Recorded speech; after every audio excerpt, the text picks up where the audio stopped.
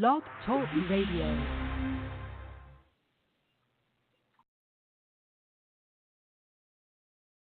Alternative facts.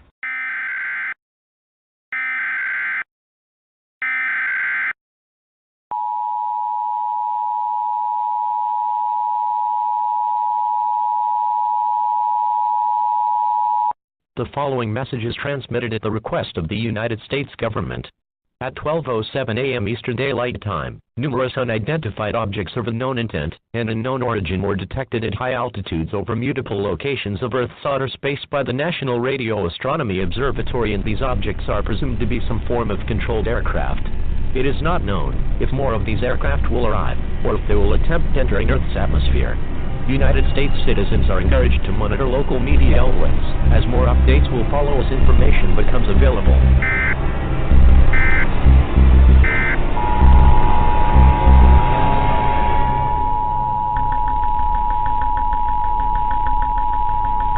The following message is transmitted at the request of the United States government. Attacks by the undead have been reported in several states across the country. The dead are rising from their graves and are attacking the human race. At this time, it is expected that more attacks of this nature will occur in several other states in the next few hours.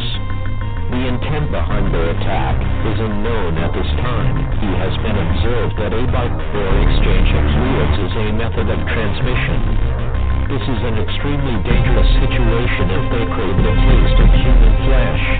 It is not known whether this event will last for hours, days, or even longer. Stay calm, as authorities have been dispatched to deal with these creatures. An all-clear siren will be sounded when this situation is under control.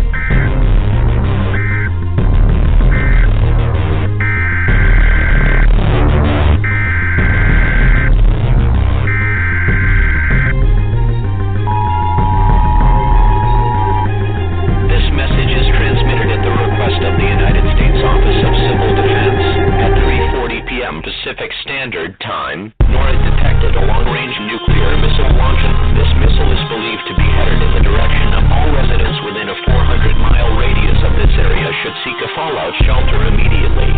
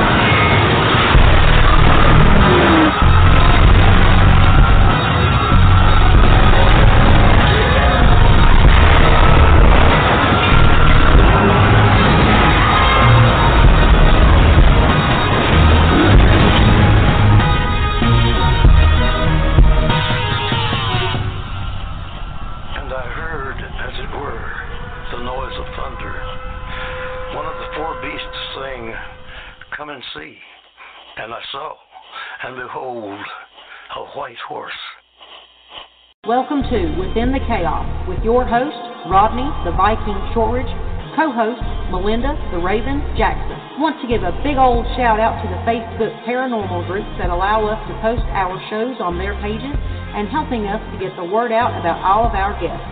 Also, a shout out to the Connor sisters. Hats off to Misty and Ashley. They are the founders of SOS Sisters of Salem Paranormal Research Society and host of their podcast, Paranormal Party. You can find them on Facebook under Paranormal Party.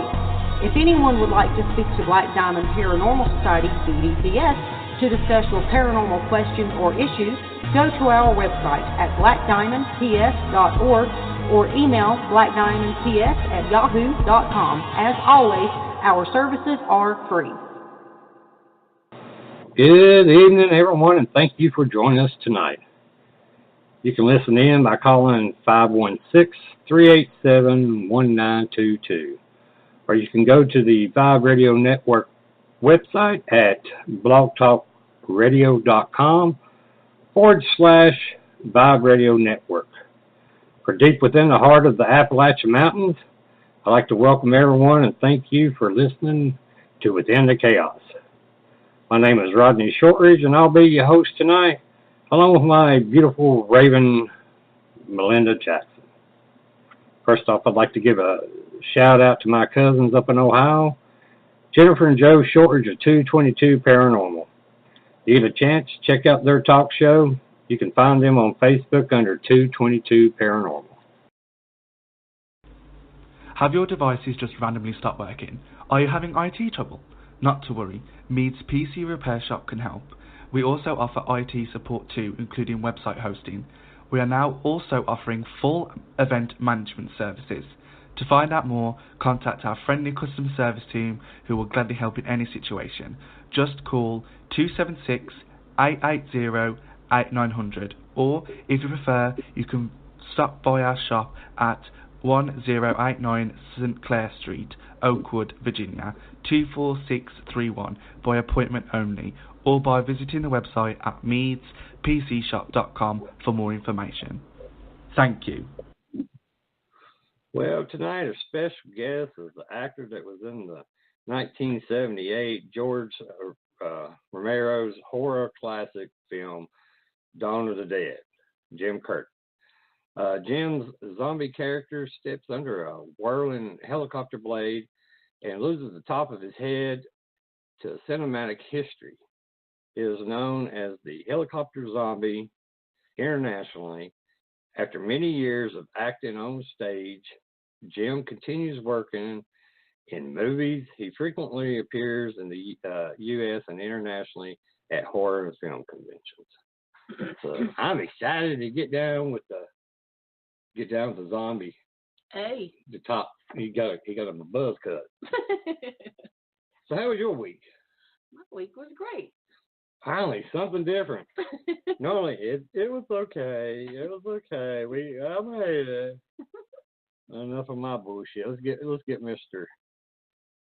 Jim on the phone here. Hello, Jim. I hope you can hear me. Well, I can hear you loud and clear. You can hear me okay? Right. Yeah, you doing all right, sir? Well, sure. I'm inside while it's raining outside. It's got to be a good situation. Well, we're inside and it ain't raining. It's cold now. It's been snowing a little bit down this way. We had some freezing, and it's going to be down in the 20s again tonight. But we've lived through it this long. Yeah, that's the truth. That's part of it. Warm, cold. We seem to be able to roll with it. I guess the human body's pretty adaptable. Oh yeah, especially my big old body. I'm pretty adaptable, except when it gets to about 80, and then I'm like, I'm not adaptable no more. I'm just a fat boy sweating his balls off. Well, you don't want to lose body parts over it. No. Speaking of body parts, like I said, it's an honor to have you on the show. Matter of fact, you're pretty famous losing the top of your head. Well, for just missing part of it there, it's been quite a ride, I have to tell you, both in the U.S. and, as you say, internationally. Dawn of the Dead, of course, has been translated into, I can't even tell you how many languages, but I've seen posters and DVDs and laser discs from Thailand, Japan, Germany, England, France, Italy, literally virtually any language it's been translated into. And there are posters and DVDs and such for it. So it's an amazing thing to be part of. I really have to tell you that. Well, it's an amazing movie, and just to have the honor to speak to someone that was in the movie and be as famous as you are for losing the top of your head. I mean, I watched it when I was a teenager, and I thought it was amazing then. And I told Melinda that we was going to be talking to you. I said, I just can't believe it. I watched this man when I was a kid, and now I'm going to get to talk to him. Well, I'm honored that you're. I'm honored that it brings you joy. Oh, it brings me great joy. It does. I mean, there's other people I've had on the show that I've as a young man or late teenager, I guess you could say, and when I get them on, they're like, "Gosh, I think this guy's just going goo goo gaga." I'm like, "Yeah, I am. I'm going goo goo gaga." But well, it's understandable. We all have heroes of one sort or another that we look up to, or just kind of have a special relationship to, even if we've never met them. And when we do, it's now what? Yeah, you just kind of stand there like, say, what do I do now? But see, that's a good thing. I'm a talker, so I'll talk your leg off. But like in my case, I've always been a big fan of Creature from the Black Lagoon, and the trilogy that came out of it, and to be able to meet Raku Browning, who played the Creature a couple years back, and then Julie Adams, who was also in Creature from the Black Lagoon. Yeah, that was like I was floating on air all day. So I really understand how that works. Yeah, it does. It just makes you feel all special. I feel special. It really does. Life was complete, Yep, it's a big circle now. It's complete. Well, can you tell us what got you started into becoming an actor in the first place? Well, what led you down that road? Well, I think because just fortune smiled on me in some ways, but actually when I was in elementary school, we did a play on Abraham Lincoln, and I was the tallest kid in the class, and I was able to memorize the Gettysburg Address. That gave me a real advantage. I realized then that if you're prepared and you have a look for a particular role, your odds go way up. So I don't think we have any video of that in the archives. But from there, I wrote a play or two in school, and then I was in school productions. When I got to Pittsburgh, I was going to college for journalism, and I ended up at Point Park University now, which has the Pittsburgh Playhouse. So there were a lot of theater students there. But I was in a journalism program on a scholarship, so I was sticking to the course I was designated for. And a group of us who were also interested in theater, including Tom Savini and Nikki Tallow and a couple other folks whose names you might know or be aware of because of Dawn of the Dead, were also with me there. So we formed kind of an alternative theater company for the school. And we did, some kind of interesting productions while we were there. And after that, Uncle Sam called. So I was off for 3 years. And when I came back, I worked a few years in the newspaper business, and then I came back to Pittsburgh. And that's when I re-encountered Tom Savini after a while, and he said, Jim, I've got this great role for you in a George Romero film. And I had to think of who George Romero was until he mentioned Night of the Living Dead. Well, everybody knew Night of the Living Dead. But you have to understand, Rodney, that at the time, you'd think, man, everybody would just jump at that chance. But at the time, Night of the Living Dead was still a little iffy, if you know what I mean, in terms of, gee, if you're seen in that, what's your future going to be? Are you ever going to have a chance? That could, is that going to taint your future? Are you ever going to act again afterward? But I trusted Tom, and I was very excited to be actually involved with a major motion picture. So I, of course, said yes. Jumped into it with both feet and a head, of course. Got over to Tom's workshop, and a couple of weeks before the scene, and he did the head casts. So there was a lot of preparation for the scene, but I trusted Tom. We'd known each other, we'd worked in theater.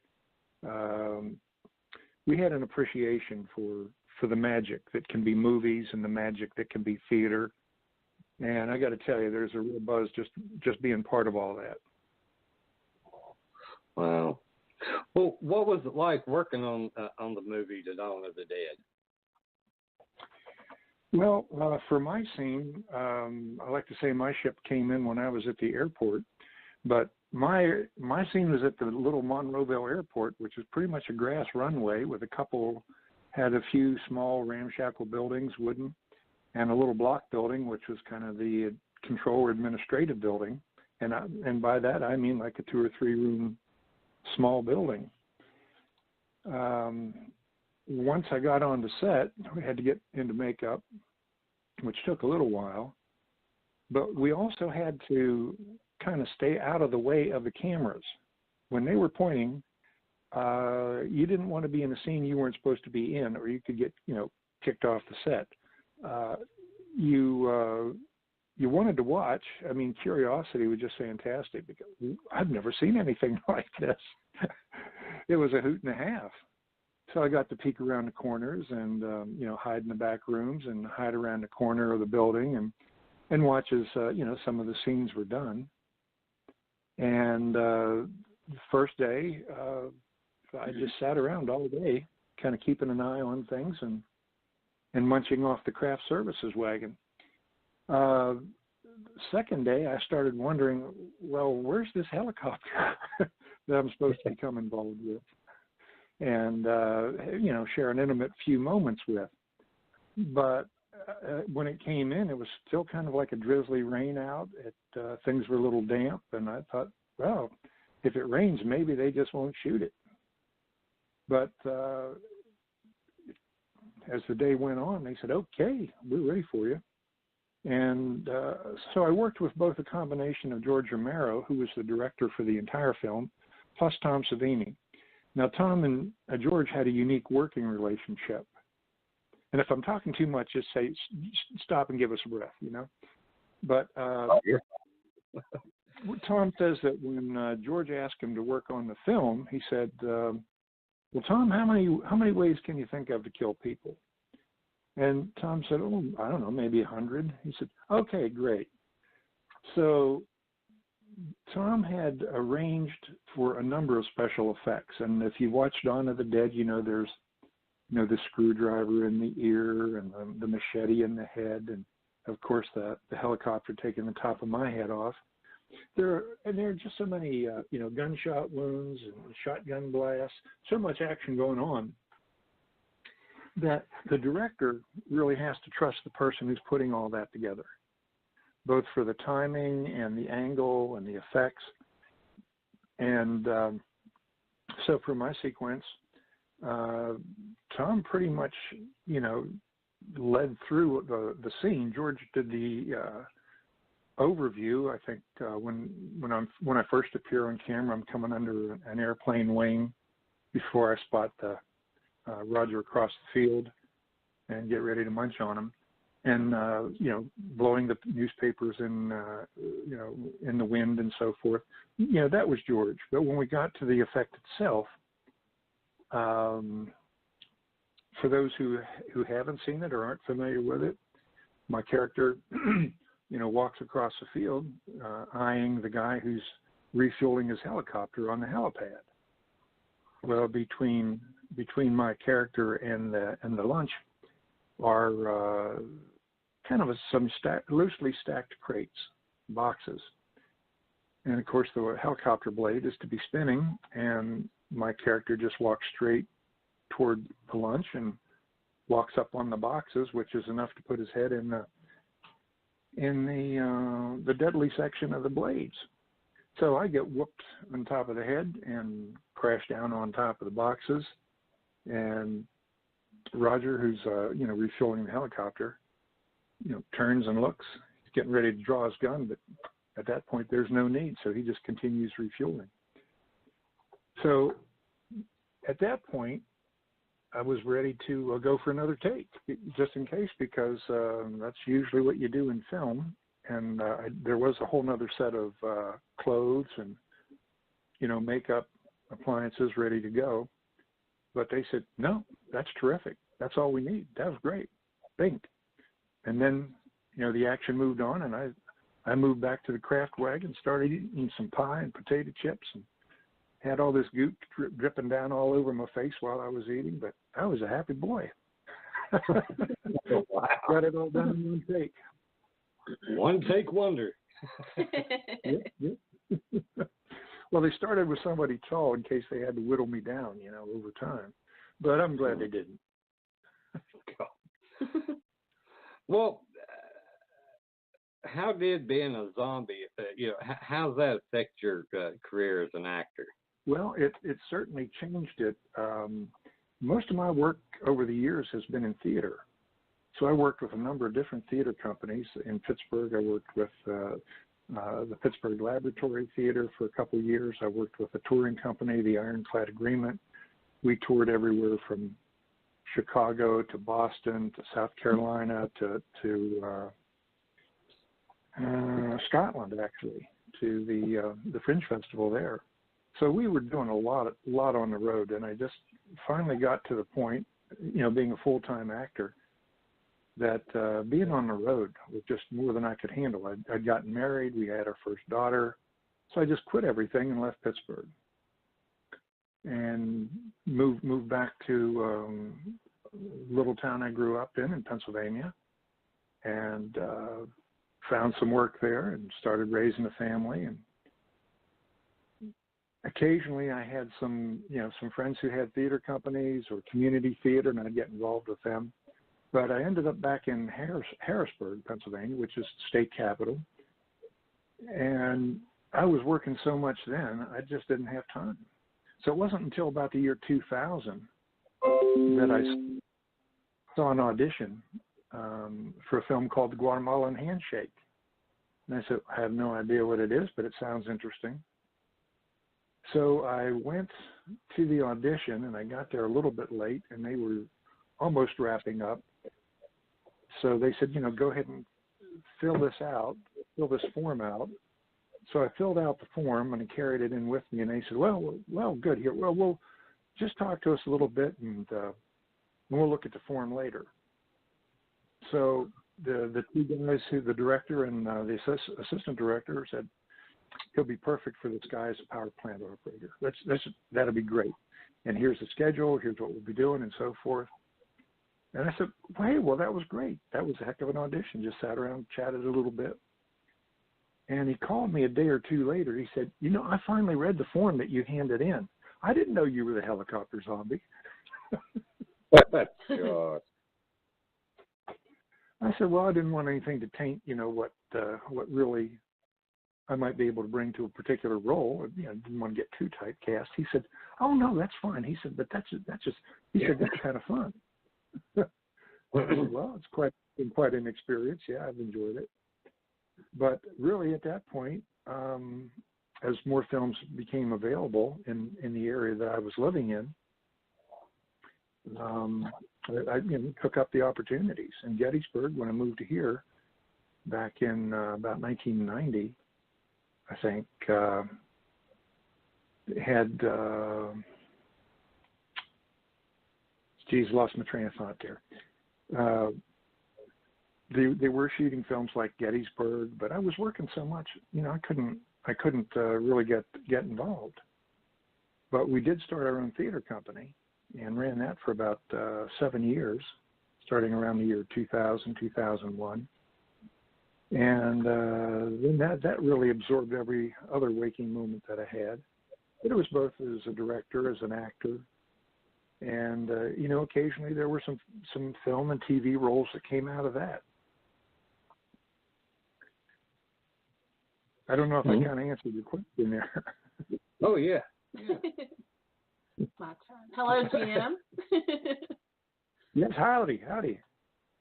My first question is, how do you feel about the zombie craze that has been going on all these years? It's good for business, isn't it? Well, there's been a longevity to zombies that I'm not sure I can quite put my finger on yet either.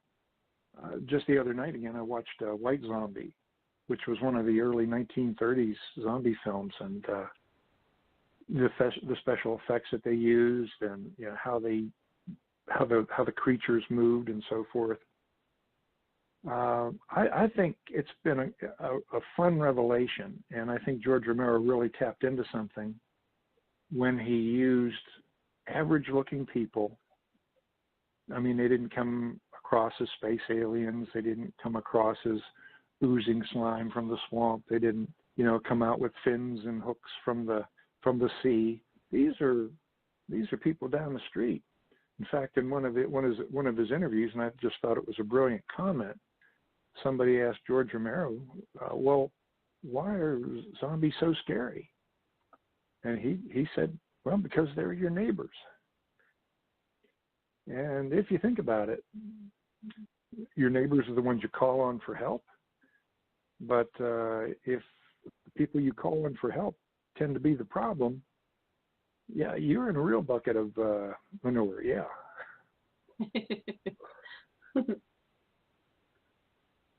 Well, why do you think people love zombie movies so much?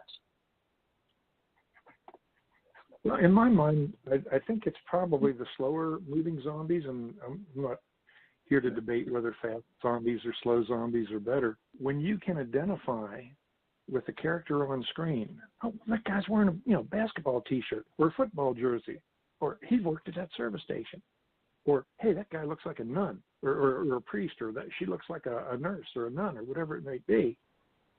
When you can identify with them because they tend to move a little slower, in a sense, despite who the hero of the story might be, you're going to identify a little bit with that undead person, that zombie, that creature, and you get drawn in more. So you keep coming back for more. Well, Jeremy Ambler, who was one of the walkers in Walking Dead, we were doing a convention a couple of years back, and I said, it occurred to me that George Romero's films were very popular and well received, but all of them were sort of shambling, slower moving zombies. And Walking Dead is hugely popular, and all of those undead people are moving fairly slowly. I said, in between times, between those two eras, there were some fast-moving zombie films, like 28 Days Later or Z Nation, and some of them are just moving so fast it's a blur. So there's less of a chance to identify with them. And that's why I think there's kind of a familiarity with the George Romero trilogy of Night of the Living Dead, Dawn of the Dead, Day of the Dead, and then his other films too. But particularly with that initial trilogy that he put together, people have an opportunity to kind of slow down and anticipate perhaps a little bit more of what might happen next. There's a thing in theater where you don't have to, swing a hammer all the way down and hit the table to make an impression. If you swing it halfway, the audience's mind is going to follow that, and in their mind, that hammer hit or that effect is going to be so much stronger than any noise you could make with just a hammer. Because the human mind and imagination are just so fertile and active, and we see things through to completion, sometimes in a scarier way than the director might have even intended. I better slow down and give you guys a chance to talk too. Oh no, you're doing great. No. We're just asking the question, and you're doing great. No, well, as long as we're on topic and on time, I'm good with that. Okay. Sounds good to me, sir. Well, I don't mean to go back to where you lost the top of your head, but exactly what was the process and how they actually I understand the makeup, but the effect of where the blade takes the top of your head off. Okay, first thing I'll need to tell you is that the blade was animated in. Now the motor on the helicopter was running, and in my mind I thought that blade was kind of lazily whirling around, but Tom assures me no, it was cut in later. As far as the makeup and how the effect itself was done to give you that impression of the top of my head coming off, in Tom's workshop, as I said, we did plaster cast. I'll take you through that little bit of process. So if you can imagine, okay, you're there, and you take a piece of cardboard and cut out a shape that goes from just about ear to ear. So you've got this piece of cardboard separating the front of your head from the back of your head. And Tom started on the back and did put kind of a bald cap on, which is like a little vinyl cap, and you just put it on. It keeps your hair under control, but you can build things on that. So he put it's an alginate material, which is a soft kind of rubbery material that sort of hardens, and that forms and takes up all the shape of the head. And so he did that on the back first, and then when that dried enough, he put plaster on top of that. Now, the alginate does a real good form. It's, if you put it on the front of your face, you take it off, it's like a mask of your face. But the thing is, it's fairly soft, and it doesn't stand up on its own, which is literally why you need to back it up with the plaster in that case. So we did the back of the head first, and then he said, okay, we're going to do the front. And here's a straw to breathe through. I said, oh, I hadn't really, figured that my nose is going to get all covered up in this stuff, and my eyes are going to be all covered up in this stuff, and I'm going to be breathing through a straw. Okay, if you have an aversion to like dark and closed spaces, it's not the sort of thing you want to do on a regular basis. But we got the alginate on, and everything was doing fine there. Tom worked pretty efficiently, and then once that dried, he got the plaster on. But it was probably 25 minutes maybe of just breathing through that straw and trusting the person you're working with that everything's going to come out okay. Because once that's on, it's really on there. You don't just yank it off if you say, I got to sneeze or I got to breathe or something. And after that experience, Tom said, well, from that, he was going to actually build or cast a new head that looked just like me. But he called me a couple of days later and said, Jim, we've got to do it again, and the plaster cracked. So we got to start from scratch. So fortunately, there was enough time to do it. We went back, sort of bit the bullet and didn't chew on the straw too much, but I was glad when we were done with that process, I have to tell you. In his workshop, Tom was able to use the bust that he'd made of me and very carefully build up, somewhat on the sides, on the top, and add maybe another inch or two, inch and a half of material. But there was also then blood tubes embedded in the top. So it was a piece then that could be taken off of that bust and put on me, and it would fit exactly. On top of that then was like the cranium part, or the very top of the head.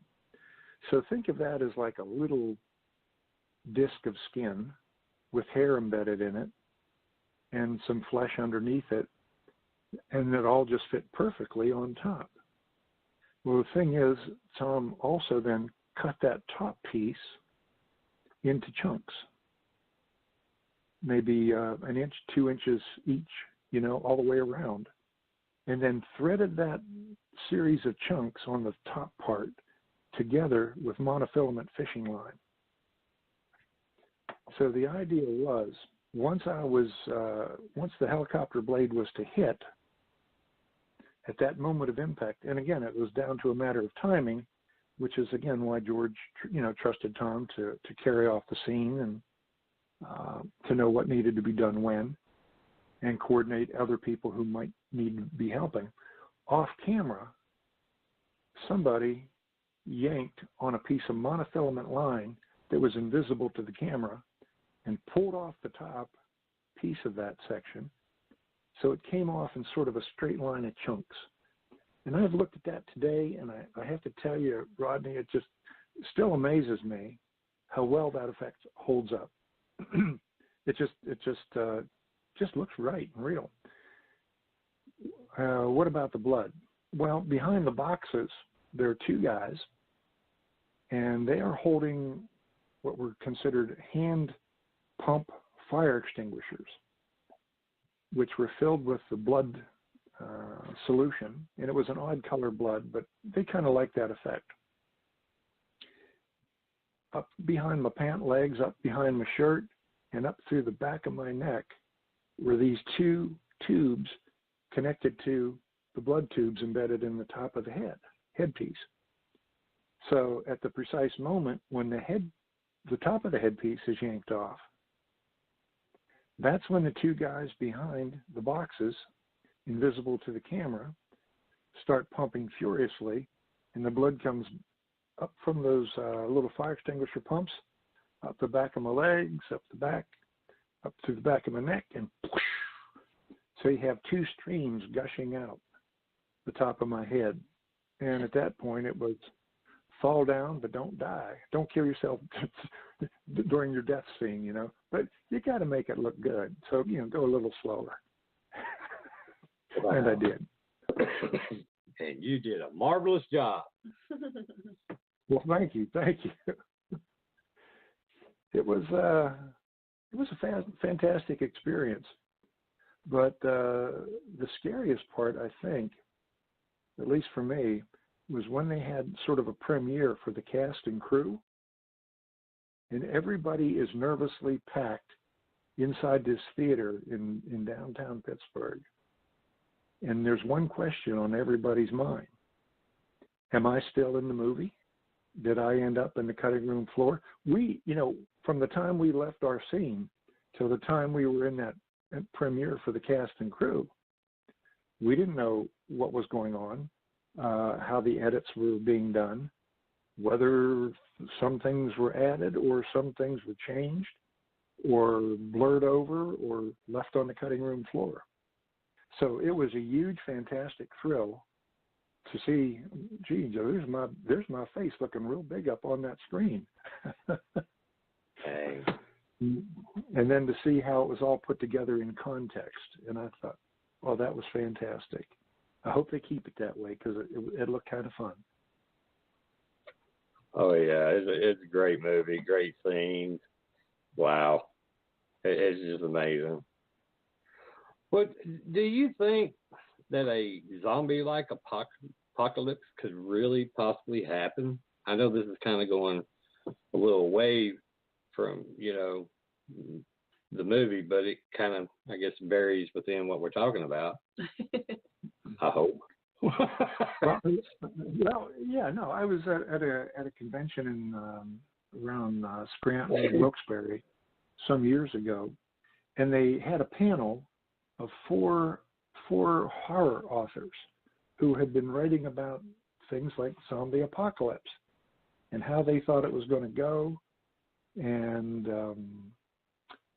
that they all had their bug-out bags. His was in the truck and hers was in her car.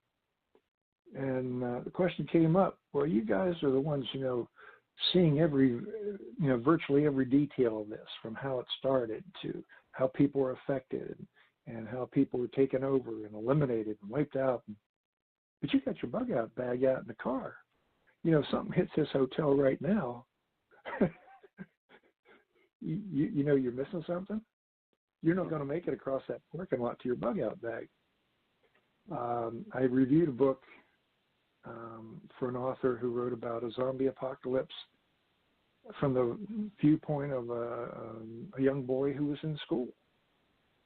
And what he had to do is, as far as his schoolmates and the people he thought he knew who were in authority and what they did and the roles that they changed into. And his goal was to get up to the family cabin. So, there are a lot of different approaches. Do I think something like that could happen? During the course of the Dark Ages, there was the bubonic plague. And people had no idea what caused it. But they would have, swelling and pain in the armpits and in the groin and behind the ears, and then they would start to erupt in these pustules and just horrible pain. But in the meantime, these people were kind of roaming around until they became immobile, or just their bodies wouldn't sustain their walking. But were they the cause? No, it was rats. It was fleas on rats that were causing the plague. But when you see these things coming at you, they look pretty scary, pretty horrible. There have been people say, well, are these fast-running zombies or slow-moving zombies, or what caused them to become zombies? And basically, I say it's whatever the author had in mind, or the director had in mind. Was it a comet going over, sprinkling pixie dust on everybody that caused them to turn? Or was it a, secret underground government experiment that just went awry, and this gas escaped, and people suddenly became very violent, and their eyes blurred over, and their hair grew out real long, and whatever it might be, whatever the side effects might be.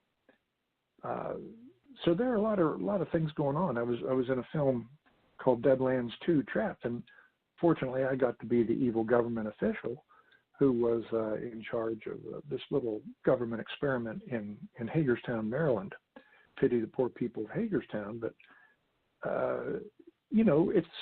it's another scenario.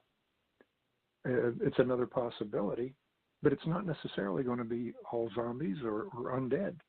There could be any number of possible invasions of, let's say, deranged or disaffected people. The world's full of wild possibilities. That's true. But when you come back to that question of it, what has that meant? It's meant that people have gotten bug out bags. Some people have said, well, should I shore up the defenses of my home? How can I best protect my family? Well, that's good to a certain extent, unless you become totally paranoid and you just live in fear all the time. And I decided when I got out of the Army, I was sleeping literally with a loaded pistol by my night table. And I said, this is a terrible defensive position, this little white picket fence around my mother's house. Yeah. And after a while, I started thinking, wait a minute, what am I doing? Is this how I want to live?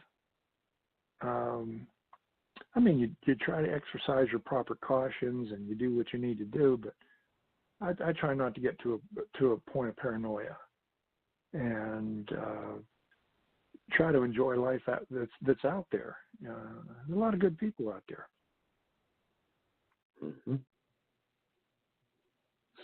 Well, do you think? I'm sorry. Well, go ahead, please. Do you think businesses that sell like end-time survival gear have found a way to make a ton of money off of people's fear of zombies?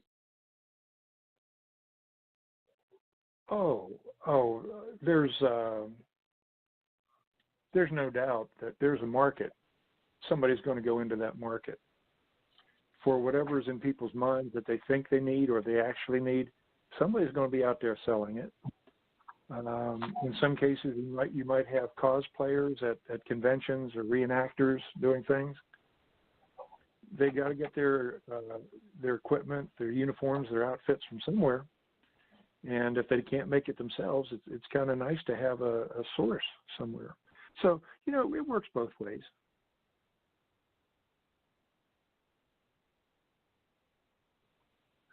Okay, let me see. I think it's still your turn. Yes, it is. Okay. Do you know? we take turns or try to, and sometimes we lose our place. It's just like a dance, isn't it? Just like a dance. Yeah, the problem is I can't dance. She can, I can't. Well, she can lead then. That's good. That's it. Lead. I got this. do you know where the original zombie originated in a movie? Well, as I said, White Zombie came around in the 1930s, and I think there was something before that. But the question is whether they were actually called zombies. In White Zombie, they were called the Living Dead and also called zombies. George Romero never really called them zombies.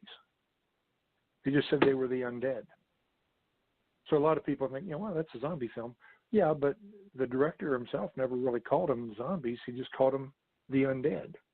But I've tried to do a little bit more research, but I don't have a real good answer for you beyond that one. Well, what about in real life? Because I know I've read about a man, I think it was in Africa, that was they classified him as a real zombie. Do you know anything about that, or have any thoughts about that? If someone can actually be a real zombie? Well, part of the I'm sorry, go ahead. Part of the idea was that some of the ideas for zombies apparently originated in Haiti, and the idea was that it might be somebody who either was an enemy or somebody that you wanted to control. So they would give that person some kind of concoction, some kind of drug that would immobilize them, that could, maybe keep them alert and aware, but not able to move. And then they would literally kind of bury them and then dig them up and tell them, that they'd saved them and they recovered them from the dead, but now they were under the obligation to serve that person. So like I'll refer back to White Zombie, and in a sense, that's what they did to run this sugar plantation. And people pushing the big wheels and gathering up sugar cane and so forth. So in that case, it was to recruit a workforce that didn't need to get paid. Of course, I think we have some workforces today that aren't getting paid, but I'm not getting into that.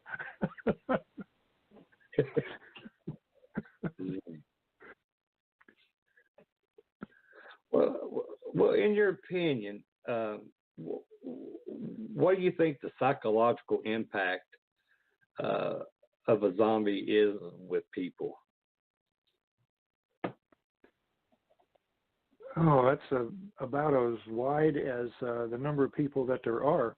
If you remember the original Frankenstein movie, when, there's a child playing, and the child just thinks, well, that's another maybe friendly person, or it's an adult, maybe who doesn't know his own strength. And then there's a blind person who just kind of accepts him. Oh, friend. Those are people you might think, well, he was blind, he couldn't see how torn up the Frankenstein monster looked, and the child was just not informed. But we're all pretty smart adults, and we know everything. If a couple people are walking down the street, you don't know where they just came from. Well, maybe they came out of a bar, and maybe they're looking for a fight, or maybe they did some kind of medication that has gone off on them, and they can't control themselves. Or maybe it's somebody who is doing a particular type of mind-altering drug that has literally seized control of their bodily actions. They might be very spastic and moving rapidly and not even seeing you, just running right into you, through you, whatever. But if it's a slow-moving zombie and you got a good pair of legs, I'd say use them. Yeah. I would have to agree. But when I was a kid, dude, I always said it was a terrible set of legs. Let a body stand there, take a beating. That's exactly right. Well, what scares you? Is there anything out there that scares you? Oh, a lot of things scare me. Heights, tall buildings, walking under helicopter blades.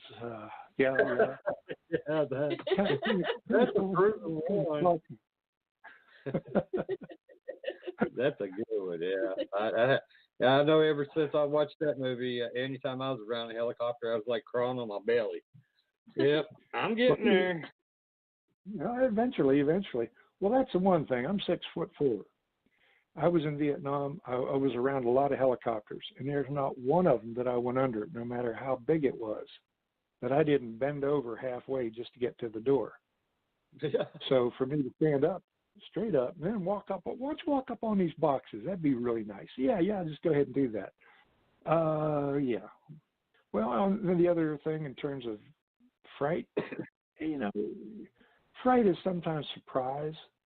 It's the unexpected.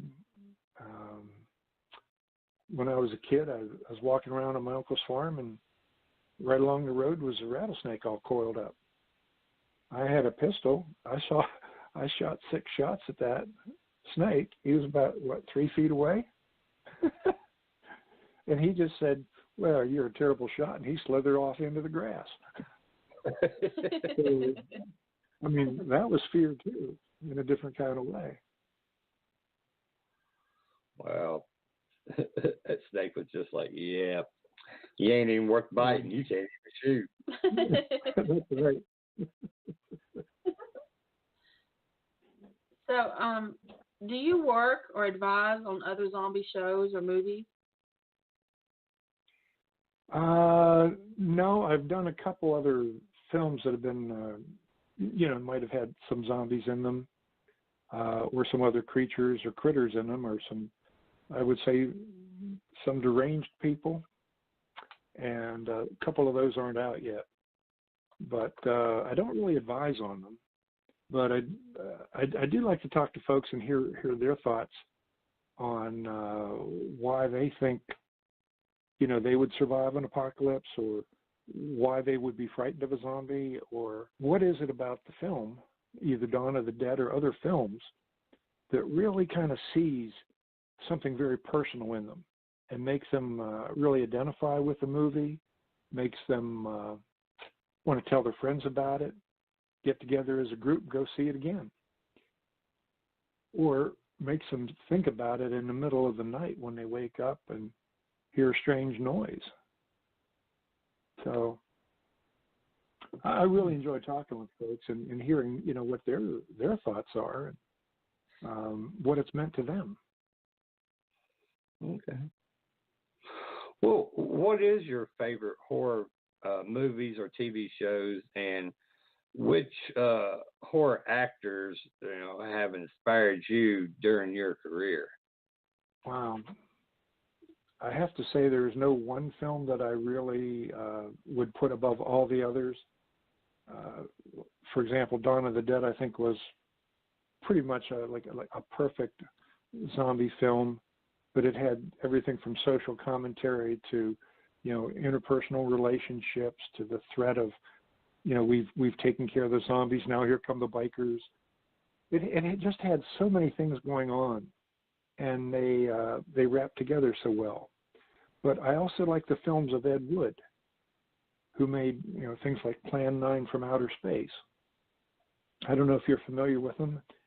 It was once considered one of the worst movies ever made, but then it became kind of a cult classic because some people said it was, so cheesy.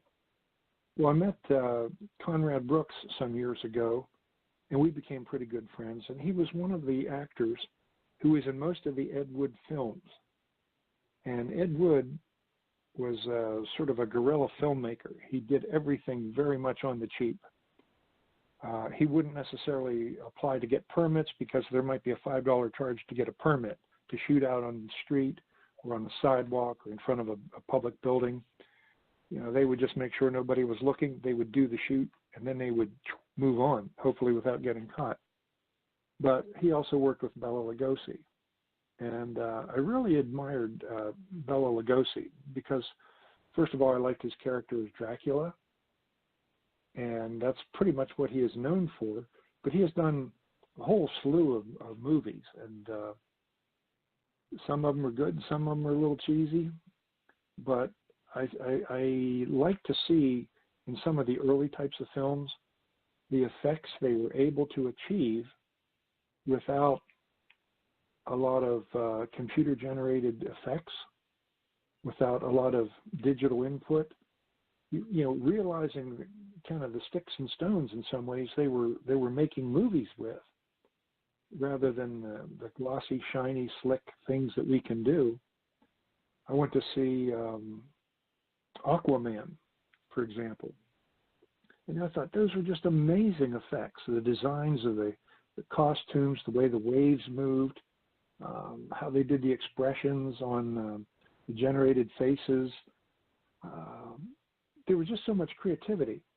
And you look at the credits, and I usually stay at the movies and go through all the credits. Sometimes there's somebody I know, sometimes there's not, but sometimes there's a little cookie in there. You know, it's a little teaser about the sequel that's coming up next. But I just look at the amazing number of people today that it takes to make a movie with those types of effects. And this group is in New Zealand. This group is working in Toronto. This is in British Columbia. Here's a group in New York. Here's some in Atlanta. It's like, you know, one film is keeping half the world working. There are just so many people involved in making movies these days. And you go back to somebody like Ed Wood, who's there, you know, cranking away with maybe a crew of 3, if that, plus some actors, and you think, wow, they still made these movies that are being shown today. So to me, it's a matter of the creativity of the human spirit and the initiative. When somebody says, I want to make a movie, and then they actually go out and make it. I mean, there are a lot of people who say, gee, I want to make a movie. And you could take about 20 people, and maybe 20 people say, yeah, I'd like to make a movie. But out of that, maybe 10 of them will actually start. And out of that, 5 of them will really get into the process, and maybe 2 will actually have a finished movie to show for it at the end of it, because it is not easy. There's so many aspects to keep in mind. I mean, everything from color balance, lighting, you know, the background scenes, continuity. Gee, the clock, since we last shot, you know, has moved 15 minutes. Ooh, well, do we move the clock back? Yeah, if you want it to look like the same scene it was. So there's so many things for one person as a director to keep his mind on. But back in those days, it was pretty much, I'm going to tell this story, I'm going to have some costumes, might even have a sword fight in there. Oh, and if we had a castle wall in the background and these big stones, looked like a dungeon, boy, that would be great. And that kind of sets the scene. And our imagination, our mind, just kind of picks up and takes over and literally kind of makes the rest of the movie for us. I don't know if all that makes sense, but that's kind of my jumbled way of looking at it. Oh, it makes perfect sense. It does. And, you know, nothing against all the high-tech visuals they do now. But I agree with you. Having your own mind help with the imagination of the movie, just like with a book. Those days are kind of gone, but they don't leave much to wonder no more. It's all right there. Well, if you look at something like Alfred Hitchcock and Psycho, you don't actually see a knife necessarily going in, but you see, you know, you see the knife, you see the reactions, all of these things. Texas Chainsaw Massacre. You don't see people actually getting hit with a chainsaw. You know, you see the you may see some splatters. So there were different ways to do movies, and then you get into something like the remake of Evil Dead. And, gee, you can do all of these effects, but Lordy, you don't have to. You don't have to show me, you know, gee, here's this knife going in, or here's this going on. My mind can take care of that part, and quite frankly, I'd rather it did. Give me something to do as an audience member. Otherwise, I get kind of bored. I hate to say that in terms of a horror action film, but, you know, audiences have a certain tolerance. and you got to give them a little relief. That's why, building a little humor in to most films gives the audience a chance to take a breath, sit back a little bit before they get pulled in again. Mm-hmm. Oh, I agree. Well, are there any A-listers, that you've worked with or that you would like to work with? I've met a lot of folks at conventions, and I'm just so impressed with so many of them and what they've done. But what surprises me is that sometimes it's just a look that somebody has, and they get chosen for that role because of that look. Doesn't matter that they can actually speak so that you can understand them. Doesn't matter that that they're not doing a lot of screwy things that would be pretty basic for somebody who's had little experience or exposure. But that's sometimes what's called a lucky break.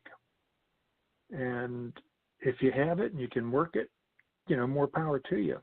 Again, I had a lot of years of theater background before I got into it. And I still continued in theater because that's, to me, is just a personal passion and love. I love seeing live theater.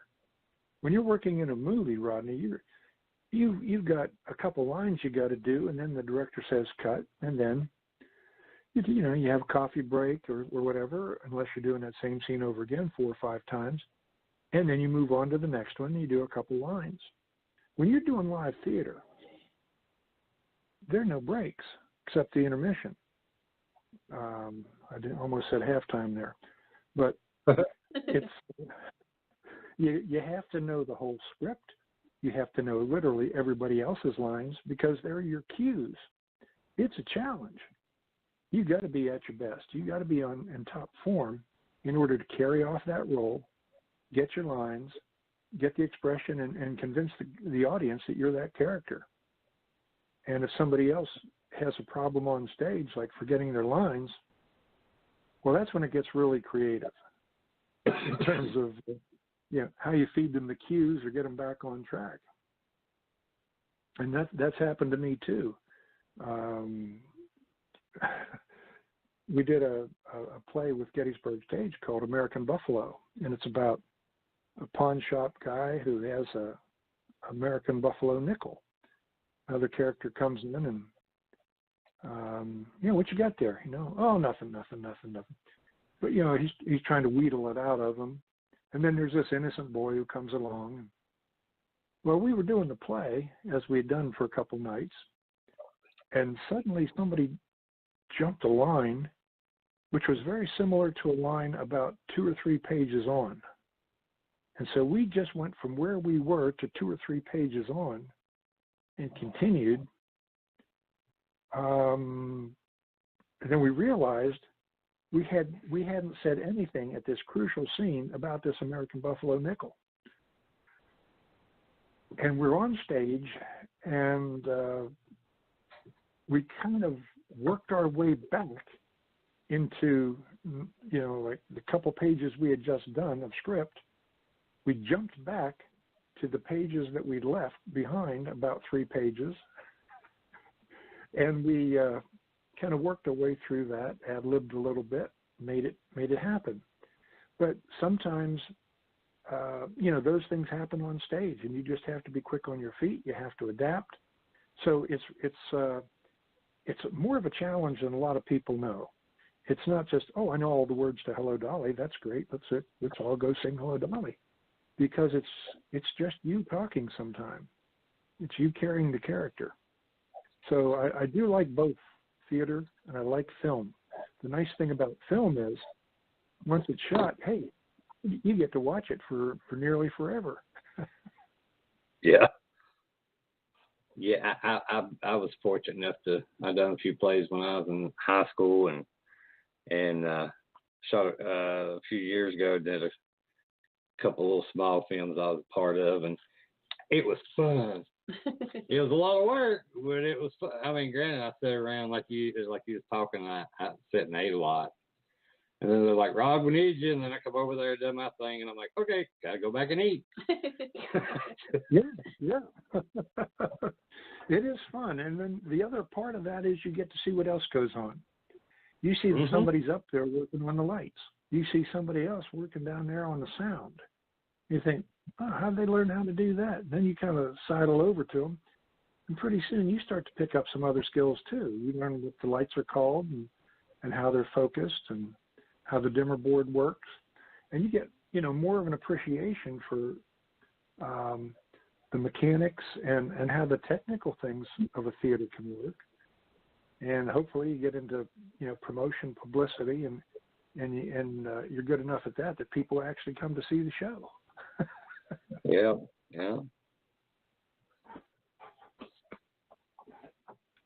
But I'm glad you had those experiences too, so you can identify with what that's all about. And when you put yourself into it, literally you're there on stage, and the light's on you, and somebody says go.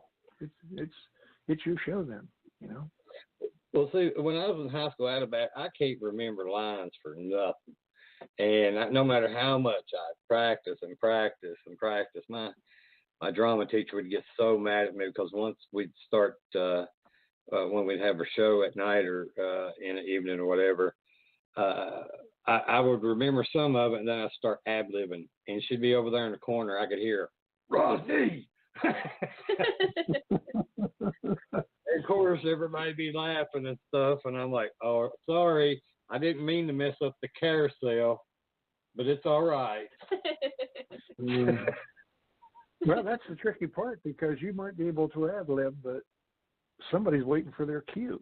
And if that's your line, they're kind of stuck. So you have to keep on going. Yeah. And see, where I was such a good talker, I'd keep on going until they finally just like, shut up, Rod. Okay. I don't even know why she did. I don't know why. Do you have any videos or films of that? I'd like to see that. I think they do. I haven't seen them, but I do remember they used to record them and stuff. But Lord, that's been 30 years ago. I'd hate to see it now. Be like, look at that goofball. Whatever. You're much more refined now. I'm sure you could tackle anything like that. Oh yeah, still can't remember lines, but I'd tackle it. I can still ad-lib. It's still one of the most difficult things people have to do to memorize the line. It really is.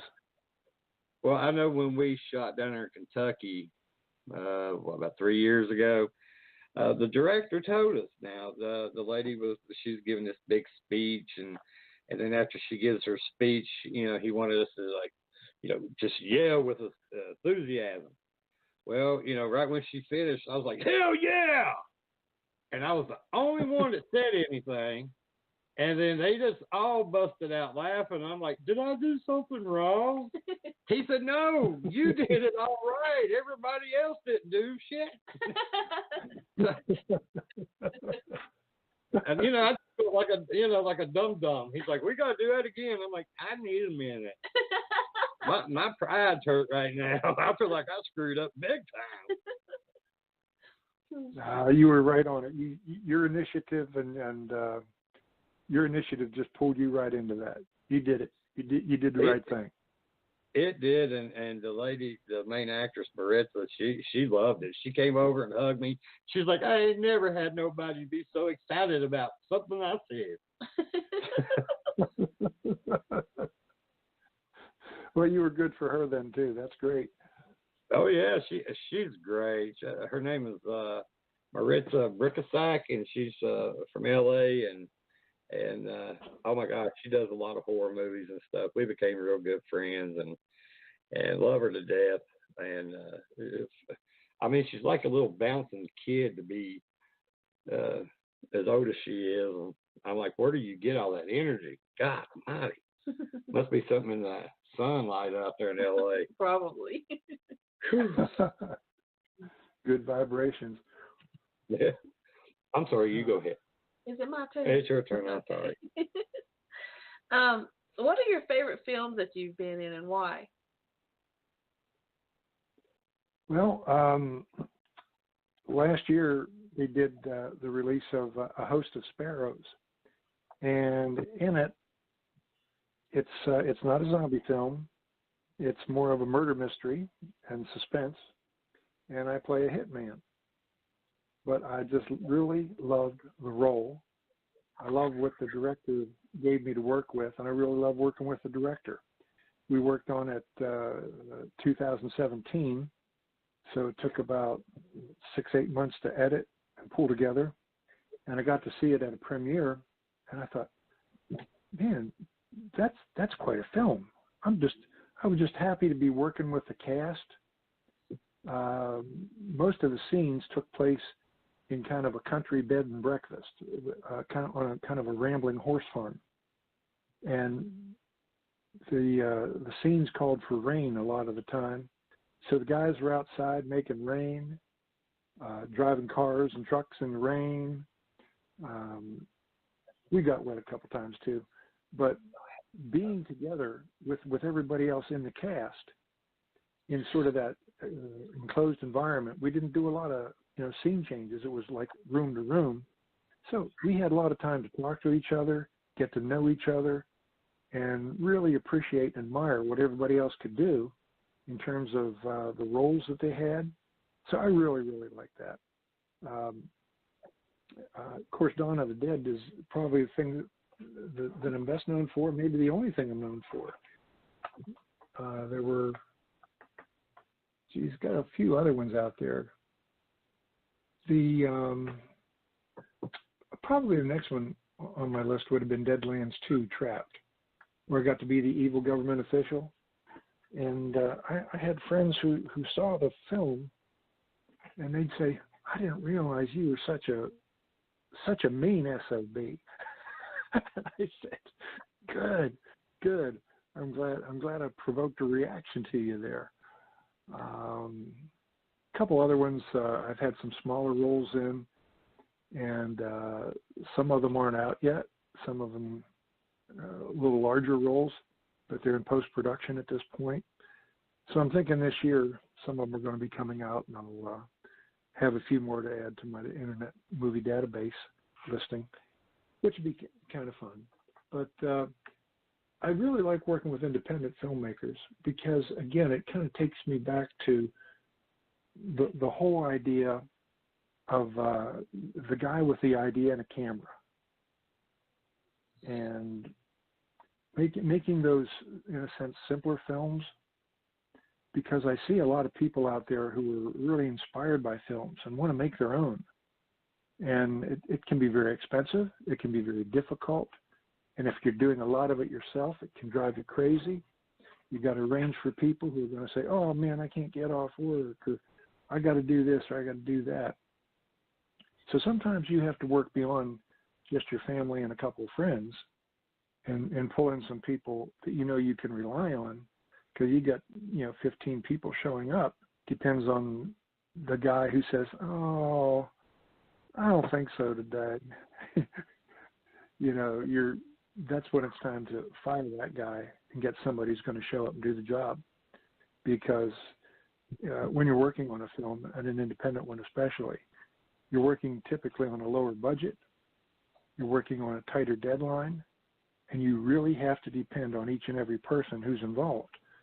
So if you see somebody and they say, "Here's a casting call, and if you want to do this or want to do that," a lot of people say, "How do I get into the movies?" And I tell them that's the way. If you see a casting call, go out. "Well, I don't have the experience." No. Find out what they need. If you match it up nearly enough, you have a fighting chance of getting a role. But you could also volunteer to help out with anything from holding a boom microphone to just being a runner, bringing in a couple boxes of pizza when the crew's out in the middle of the woods and they're going to be shooting for 14 hours. There are a lot of things that you can do to become involved in film, and then, you see how it's done, and you think, maybe I could do that too. I'm sorry, I start to get a little far afield there, but that's all right. So what would be your favorite role to play, if you could choose? Dracula. Ooh. Oh, wow. Why Dracula? Well, I always like the idea of the character. He's mysterious. He's comes from a very dark place.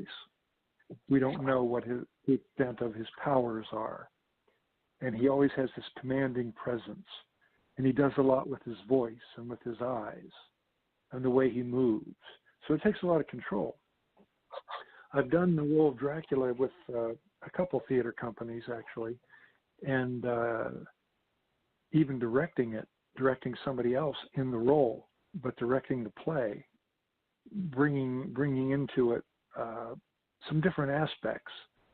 I know I've talked to Tom Savini, who did all the makeup and effects for Dawn of the Dead, and that's one of his favorite plays too. He did it with the Public Theater in Pittsburgh, and he talked about it as being a magic show where, Dracula could, walk down a hall and literally disappear in front of the audience.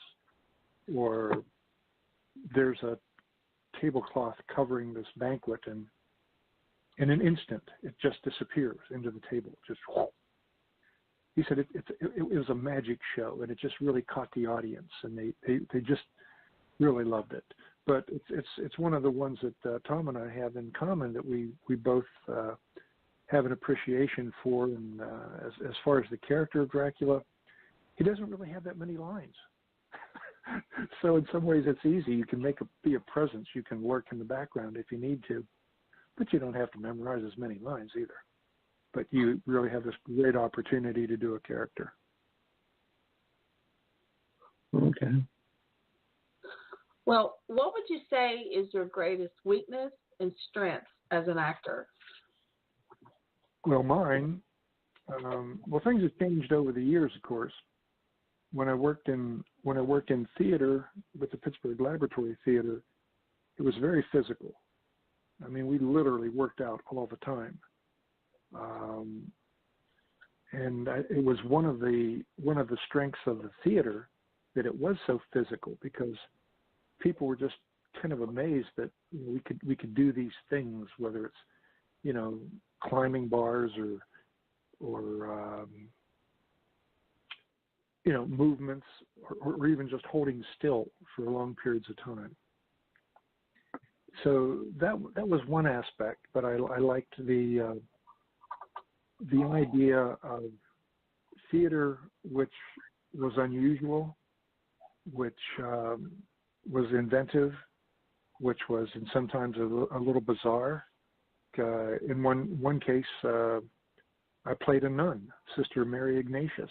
The play was called Sister Mary Ignatius Explains It All for You. And I liked that role because I don't normally play a nun, but the role called for me to sing like a little religious song, and I did that. But it turned out to be a bizarre, weird person, in the role.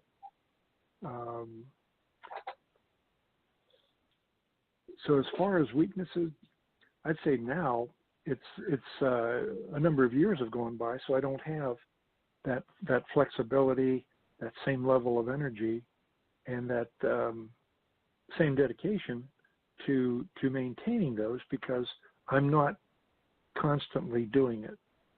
I'm only doing it intermittently, and it's like anything else that you train for. When you're doing a race and you think, okay, I can get ready for this one race, but if you're running a race every week, you're staying in shape, you're staying in tune, you're watching your nutrition, you're balancing your electrolytes, and you're drinking a lot of water and everything else. You're doing the things that will propel you into that role and make it, give you the best chance to succeed with it. If you do it intermittently, you think, why should I do all of that if, that role or that race doesn't come along? But you do other things in life, and in the course of training for a role, you might do certain things like, gee, I need to learn a new language or a new accent, and those kinds of things. I love the challenge. I really do. One of the weaknesses I might have probably is coming back to learning lines. Sometimes lines are written by playwrights that are very difficult to follow in a sequence. But when you're really rolled up in the character, sometimes the emotions and everything else you're generating as the character, you might come to this blank spot and say, "Oh my God, what's my line?" There are moments where you can almost do too much. So it's a matter of backing off a little, finding your sweet spot as the character, balancing what you need to do to get the job done on stage, and still emoting, being an empathetic person on stage, and projecting literally the character you want to the audience. As far as the strength, I just have a true appreciation for the art of filmmaking, a true appreciation for theater, the writing that goes into it when it's good, the role of the director, trying to manage all those wild horses that all want to go in different directions, and somehow getting them harnessed together and pulling through with a very strong production. I don't generally do musicals or anything like that. I like theater that has a different kind of challenge or a different kind of message, or I wouldn't say messes up people's minds, but just gives them a little different way of thinking, perhaps. But that's a good question. I wish I had a better answer for it. Well, that was a great answer. So, how do you handle the fame, the perks, the downfalls that come with being an actor? The good things and the bad things. Did you say perks along with that? Yes. Oh. Well, in some of the films, I'll just speak about film now because I've been doing more of that in the last several years. Sometimes the perk is just real satisfaction at having a good scene, working with good people, and it's just it feels like an accomplishment because you started with nothing. You started with some pieces of paper with some lines on it and people you didn't know, and then suddenly it all comes together and it turns into a beautiful scene, good visuals, and sometimes there's really good food right after that too. That's a good perk too. Always feed your people, and maybe they'll work for no money, but you better feed them along the way. As far as downsides, I don't know that there are that many. Some people say, "Well, do you get recognized a lot?" Because I live in Gettysburg, and a lot of people come through, and we were dropping some things off at a charity donation the other morning, Monday, and it was like, geez, the wind was howling, and it was like 20 degrees, and I was getting out of the car to open up the trunk to give access to the guys who were helping to unload and working for the charity, and one of them said, "You're the guy who got his head cut off with the helicopter blade, aren't you?" And I said, "Yeah, that's me." He said, "I don't even know your name." He said, "I forget it." And I said, "Well, I'm Jim Krut. I'm known as so-and-so's husband." I said, "Oh, cool. Good for you." That was great. And we had a laugh, and it was too cold to sit out there and chat. But, it was kind of a funny thing like that. There's a nice coffee shop in Gettysburg that I have my helicopter zombie T-shirts with my picture on the front and my head right after the scene, with blood dripping down and all good stuff. But the coffee shop wanted to buy T-shirts for all of their staff. And I said, wow, sure, be glad to do that. Well, because there was no image on the back, they put the name of the coffee shop on the back, which was the Ugly Mug. And the staff all walked around in my shirts. I just thought it was fantastic. And then on the wall, they put up my picture. And they said, could you also maybe write up a paragraph or two? And I said, oh, sure. Did that. But I walk in, and because it's a college town, there are a lot of people coming and going. I've only had a couple people in that case say, I think I know who you are. You're that guy in that picture. And I said, yeah, that's me. Can I finish my sandwich now? Wow.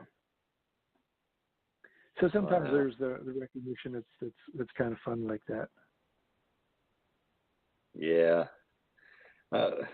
I don't mean to toot my own horn, but there for a while I get that a little bit around here locally, and I don't know about you, but is it kind of hard to actually sit there and eat and try to enjoy a meal when somebody's up talking to you? And I mean, I'm nice with everybody, but I still like to eat my meal before it gets cold. I understand that perfectly.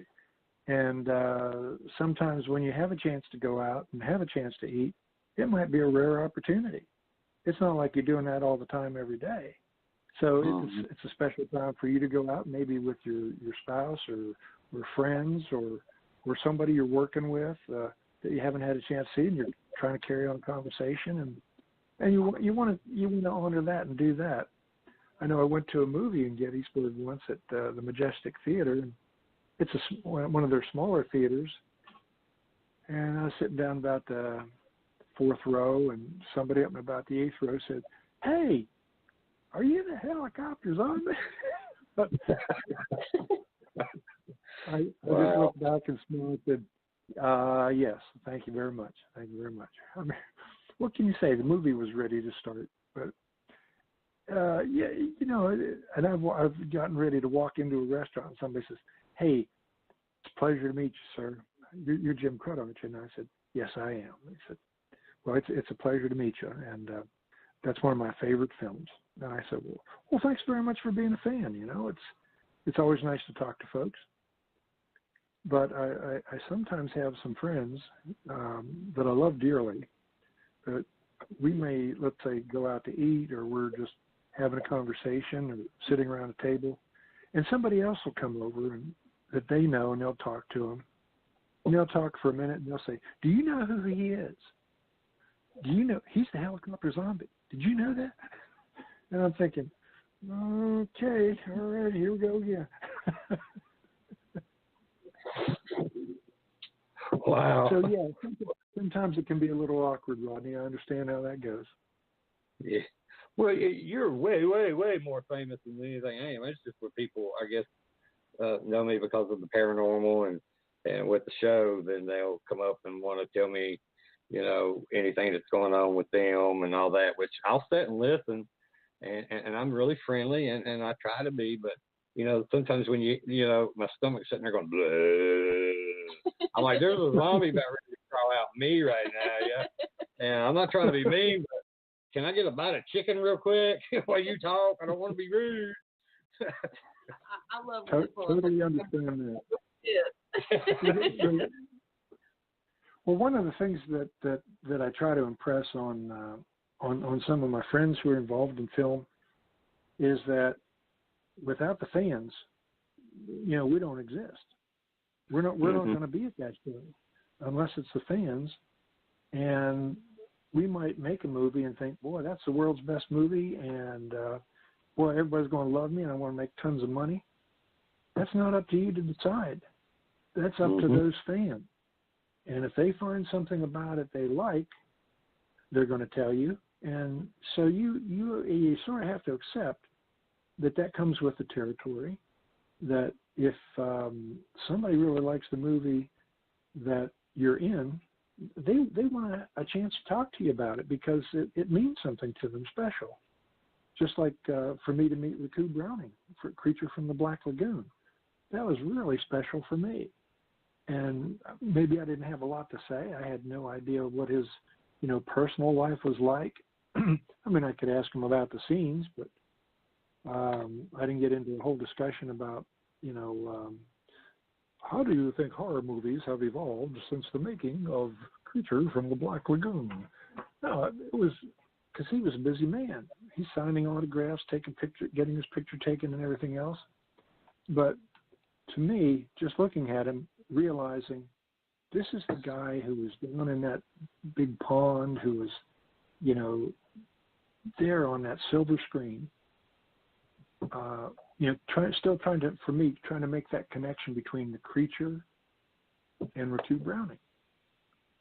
And it's just that I don't know, a contradiction between what you think that person is and well, he looks a little older than I thought he'd be. Or he's walking with a little bit of a gimp there, and I thought he looked like he did 40 years ago when I saw him in the movies, and it doesn't always work that way. Mm-hmm. Well, do you do any producing, writing, or directing, of any films or TV for yourself? No, I haven't really lately, and I've done production, and by that I mean I've contributed some to some films that were being made. One was The Maladjusted, and that's sort of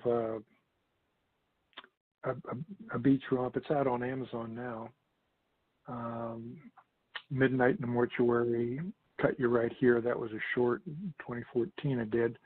But those were some folks who were making films, and I just believed in what they were doing. And so I tried to help them out with it. Every once in a while, you get paid back. So in terms of the production, I've not done that. I haven't really had the interest in directing in terms of film, just because it gets pretty complicated. And I'm at the point in my life where I just want a little bit more simplicity, and I don't want so many demands on my schedule that I don't feel like my life is my own anymore.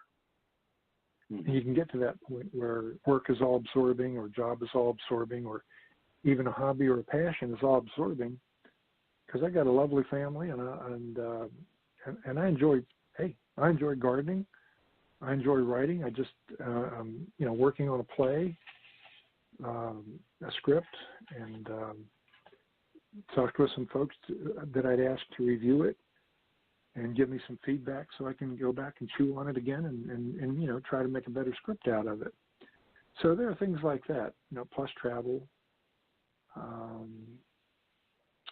And I just love not having to jump out of bed when the phone rings. Because the job I had before, I was in charge of communications for an electric cooperative for about 20 years. And whenever the phone rang, you're basically on call. Weekends, bad weather, whatever it is, you had to be there.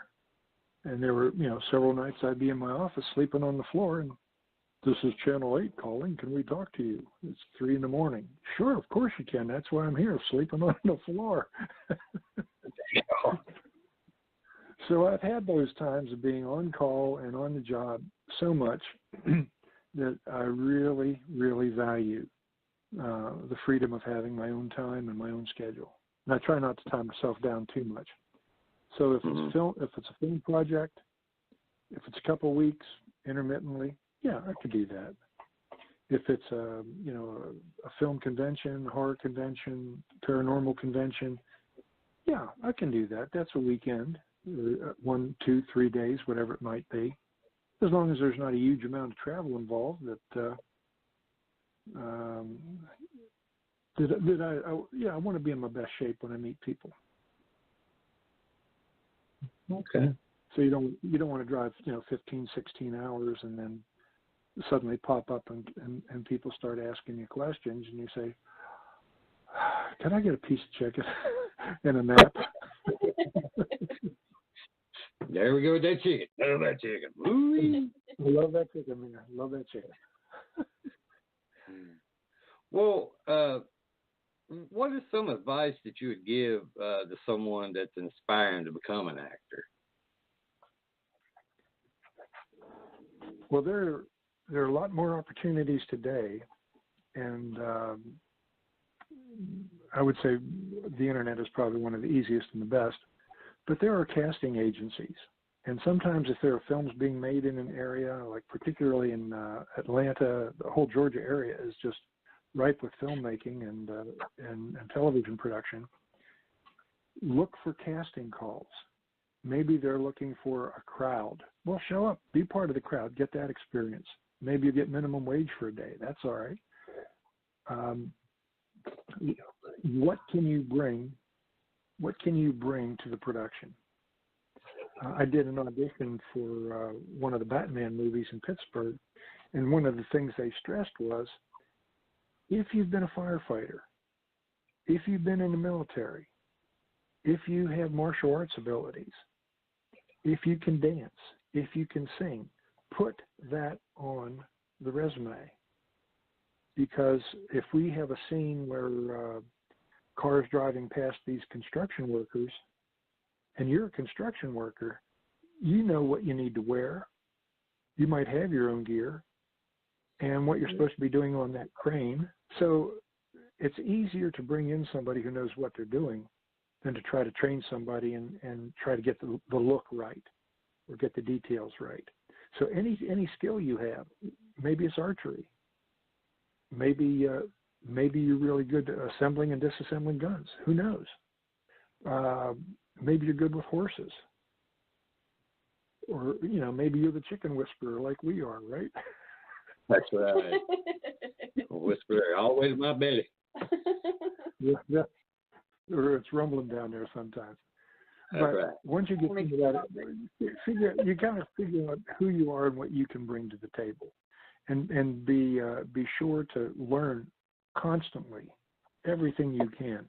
Maybe it's an accent. You don't think, well, I come from an area where I don't have an accent. Well, nobody in that area has an accent until they go out of that area.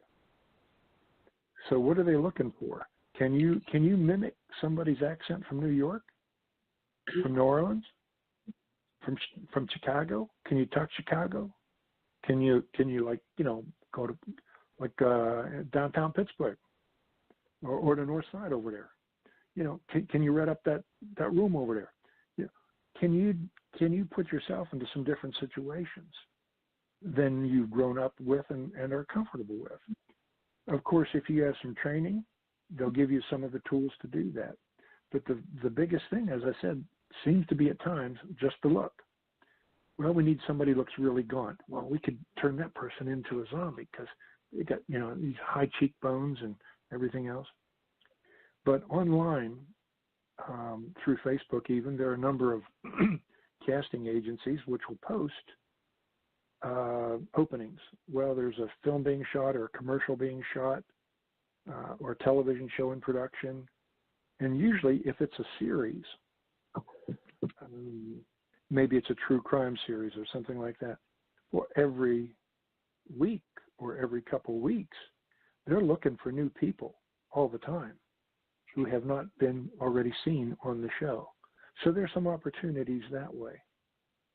It doesn't mean that, gee, I think I want to be an actor, so I'm going to go walk over to Hollywood and they're going to think, well, you're the next Tom Cruise. Let's just put you in a multi-million-dollar picture. It doesn't usually happen that way. Somebody's got to bring something to the table, but you have to also be in the right spot. And you have to be willing to work for it. You have to be willing to put in the time, be observant, listen, but also, again, look for the opportunities. They're not always, here's a starring role in a major feature film, jump on it. Well, good luck with that. Do you need an agent? Well, not necessarily to start. Maybe an agent could get you work or appearances or some jobs.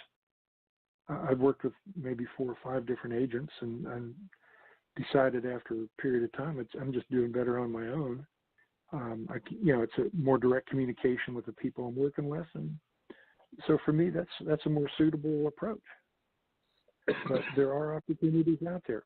Maybe it is a local community theater. Well, why don't you try to give it a shot, see if you can help. Maybe it's just hauling some boxes in the door, but then you have a chance to sit around and see what goes on. Maybe you can learn how to run that dimmer.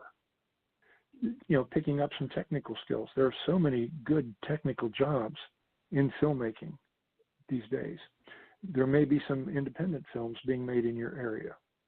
That's just this guy and a couple of his friends. Well, if he's really dedicated, you're still going to learn something if you help out with that. Get involved. Can you bring a canoe in? Oh, yeah, I got a canoe. Yeah, well, you got the roll. You got a Jeep? Yeah, I got a Jeep. No, yeah, I think you got the roll. So sometimes, depending on what you can bring, both of yourself, your own skills, talents, flexibility, and sometimes physically, as in terms of equipment, uniforms, all of that stuff counts toward getting you in front of the camera. Well, that's awesome. The biggest thing, just go out and do it. Just go out and do it. Remember I talked about the 20 people who said they want to make a film. Mm-hmm. Out of that, some of them are actually going to start doing it, and out of that 20, maybe 2, maybe 3 will actually finish a film. So you have to have the drive, and don't be disappointed when people say, no, can't use you. Okay. Well, I'm going to go home and sulk for the next 10 years. Or pick yourself up, and you go look at that next opportunity where they're looking for that guy with that sort of an interesting look to his eyes and sort of a longer chin, and he's got all these muscles, whatever it might be. Whatever that look is, and can you do it? So, yeah, there are a lot of different ways to get involved and a lot of things you can become involved in. But the first thing is just stick your foot in there and get in the door. Try your best with whatever role you're given. There, as they say, there are no small roles. There are only small actors. And there's a lot of truth in that. You can take a very small role and turn it into something fabulous. I mean, after all, Rodney, look at me. What did I do? I got lucky, boy. you did, but it's a masterpiece that'll last forever. Well, I hope as long as forever lasts. Well, my small role of being a homeless man, I just had the look. I do look like a homeless man. No, you don't. I do. They see me and they're like, that boy is perfect for being a homeless man. I'm like, well, you could do that and turn that into a whole, a whole thing, a whole shtick. Where, hey, I know a guy who looks really good as a homeless man. Well, yep. We'll just put a different shirt on him. He can be in my movie too. Well, do you get out to many film conventions, horror conventions, or is it mostly all paranormal? Well, I try to, but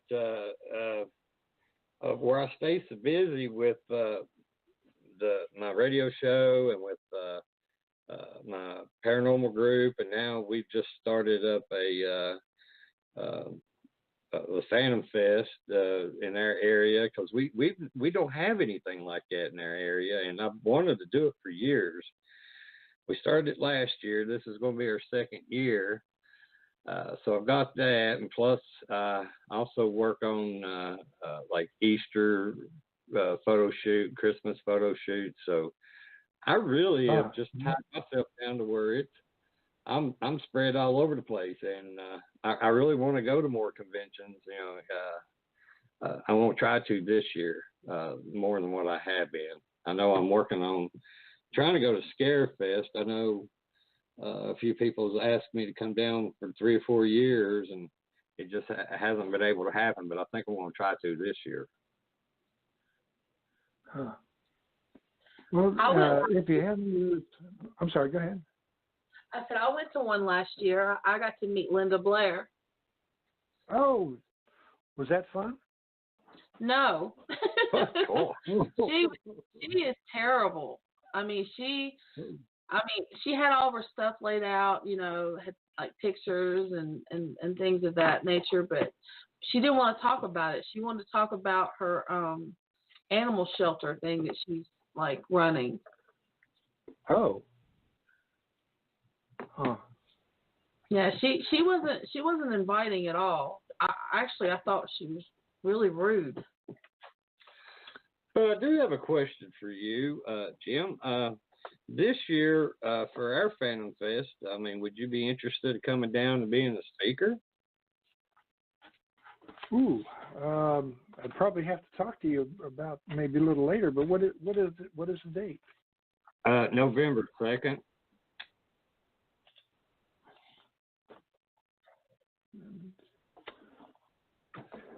That's a little far ahead for me right now, but I'm just checking my.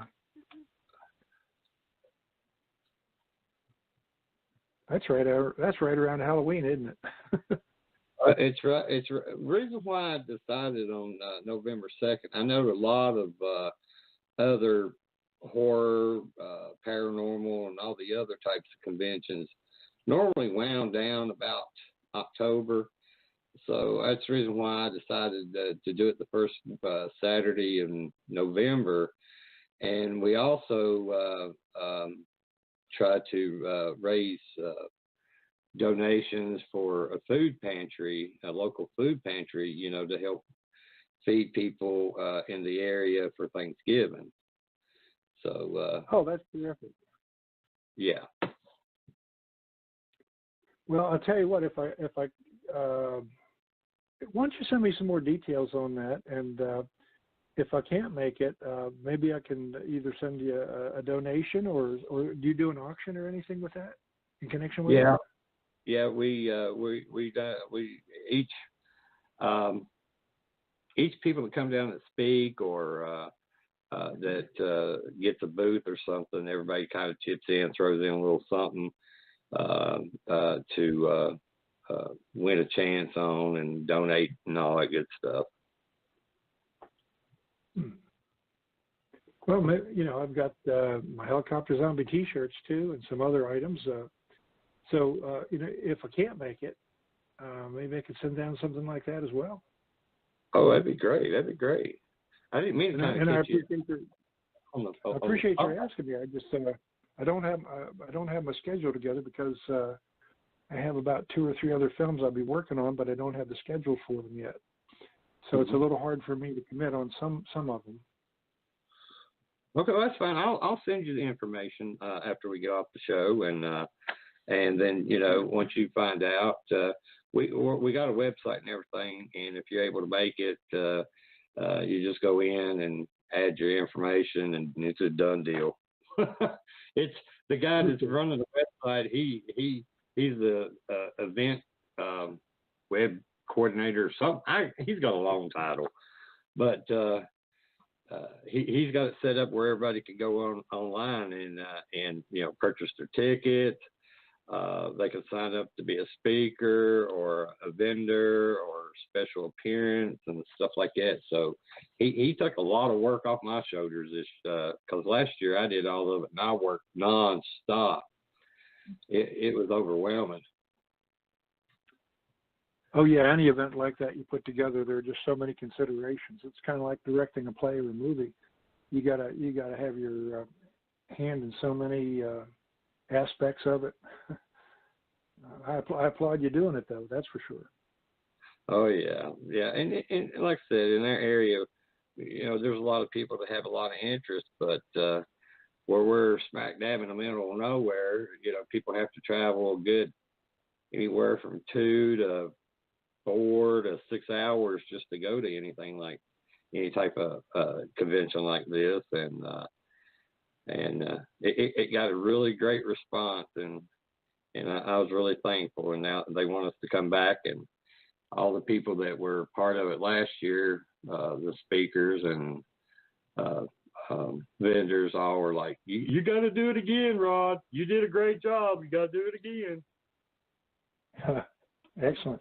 That's really good feedback. Oh yeah. Well, that shows I got that you're filling a need there in that way too. Yeah, and plus it's, you know, it's helping the local community too, and you know, even the town police came out and was part of it. And that was awesome for them to come out. And you know, they were sitting there telling me all their ghost stories and stuff, and I'm like, okay, I gotta eat now. My chicken's getting cold, huh? My chicken's getting cold, boys. Well, one more question before I let you go. Have you had any personal experiences, you know, with the paranormal or crypto or any UFO encounters? No UFOs, but when I was in the Army and stationed in San Antonio, two other guys and I rented an apartment on the third floor of a house, which turned out to apparently have a few of its own spirits. And it's something I've never forgotten, and that's why I try not to dabble too much. I don't really try to stir up anything that you know, might come home with me. You know what I mean? Oh yeah.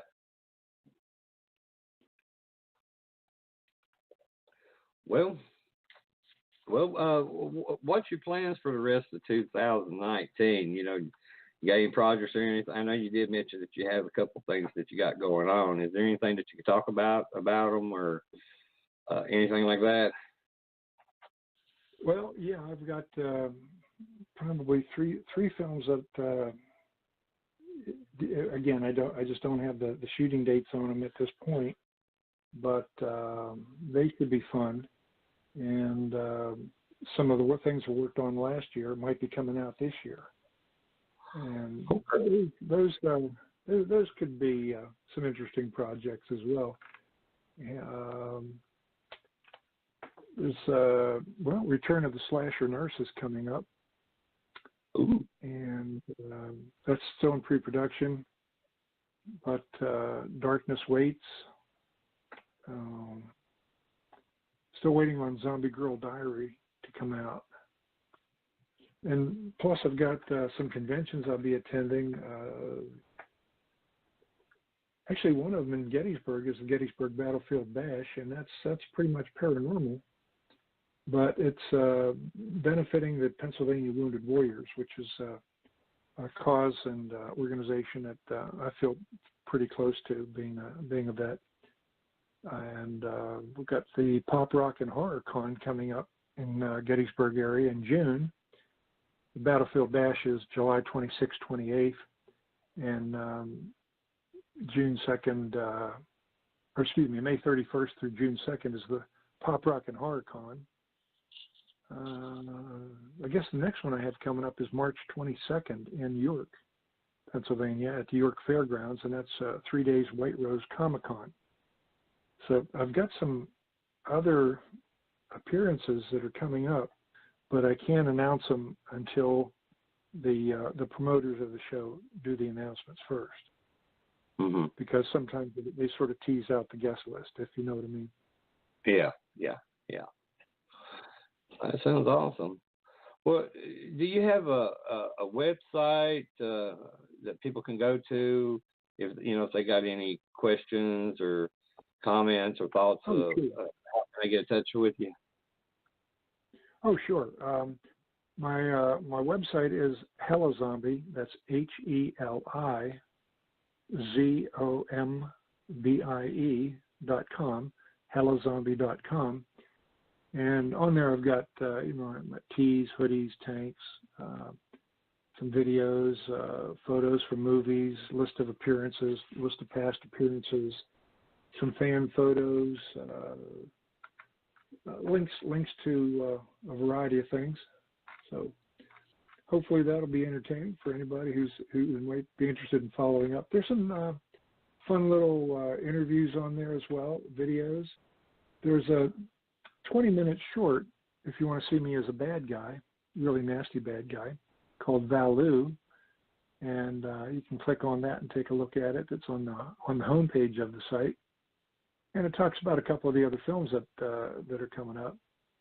Also, I'm on Facebook under Jim Krut, Krut, Jim, Jim. Look for me there, and I'll try to hang around as long as good Lord's willing and the creek don't rise. Ooh, some Hank. Well, Jim, sir, it has been an honor. Thank you for taking the time out to come on the show and talk about your life, your experiences, your career, and hopefully I get to meet you someday soon. Because when I meet you, I'll be standing there going, "Please don't be eating," because I don't know what to say. Be like a kid in the candy store going, "I want that, but I'm scared to get it, Mom." Well, it's been a pleasure talking with you both, and I thank you very much for inviting me on the show. I hope I didn't talk too much, and that we covered a lot of the ground and questions that you might have had in mind. Maybe along the way we've gotten a couple insights and a little bit of background on how the film was made and what's going on with the helicopter zombie these days. Well, we covered a lot, and like I said, it's been an honor, and I've learned a lot, and the door's always open. I mean, if you want to come back on, when you got time later in the future, more than welcome to have you back. More than welcome. Oh, well, thank you so very much, Rod. I really appreciate that. And you've both been very gracious, and I hope to catch up with you sometime in the future, and you'll send me some information on FanFest, right? I sure will, sir. Okie dokie. Well, thanks very much for having me, and hey, just have a great week. Hey, you too. You have a great night and a great weekend. Okay, take care now. Hey, you too. Bye-bye. Bye-bye. Bye now. Well, everybody, that's it for us tonight. I want to thank Jim for coming on the show. Like I said, nothing but respect for the man. Love his movies. I don't know what to say. That I'm so excited that we got to interview him, and hopefully get him come down here at FanFest. That'd be great too. But for next Thursday night, on January 31st, again, 10 p.m. to 12 a.m., we'll be having our special guest, the Motor City medium, Rebecca Smuck. So everyone, be safe and have a good night and a great weekend. And I got nothing but love for everybody. Okay, your turn. Good night, everyone. Oh, she did it the first time. Oh, my God. Night. That's it for us tonight. I want to thank everyone that took the time to listen in.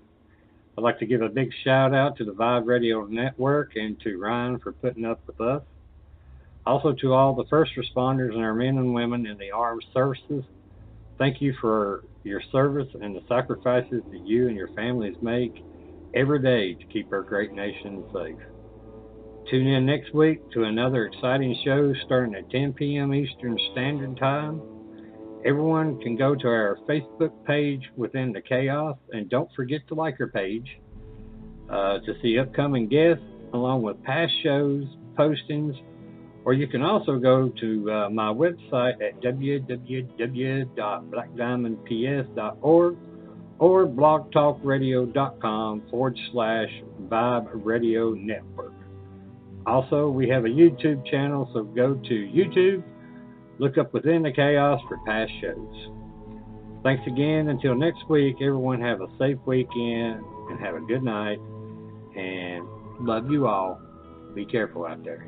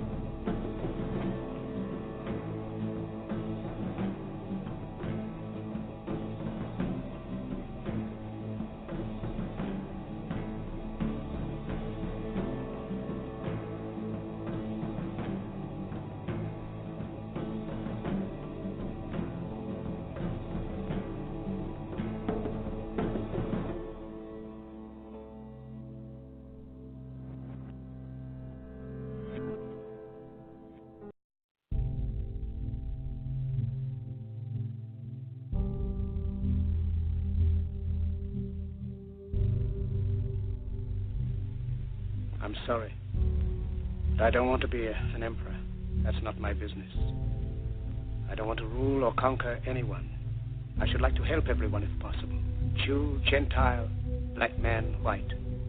We all want to help one another. Human beings are like that. We want to live by each other's happiness, not by each other's misery. We don't want to hate and despise one another. In this world, there's room for everyone, and the good earth is rich and can provide for everyone. The way of life can be free and beautiful, but we have lost the way. Greed has poisoned men's souls, has barricaded the world with hate, has goose-stepped us into misery and bloodshed. We have developed speed, but we have shut ourselves in. Machinery that gives abundance has left us in want. Our knowledge has made us cynical, our cleverness hard and unkind. We think too much and feel too little. More than machinery, we need humanity. More than cleverness, we need kindness and gentleness. Without these qualities, life will be violent, and all will be lost. The aeroplane and the radio have brought us closer together. The very nature of these inventions cries out for the goodness in men, cries out for universal brotherhood, for the unity of us all. Even now, my voice is reaching millions throughout the world, millions of despairing men, women, and little children, victims of a system that makes men torture and imprison innocent people. To those who can hear me, I say, do not despair. The misery that is now upon us is but the passing of greed, the bitterness of men who fear the way of human progress. The hate of men will pass, and dictators die, and the power they took from the people will return to the people. And so long as men die, liberty will never perish.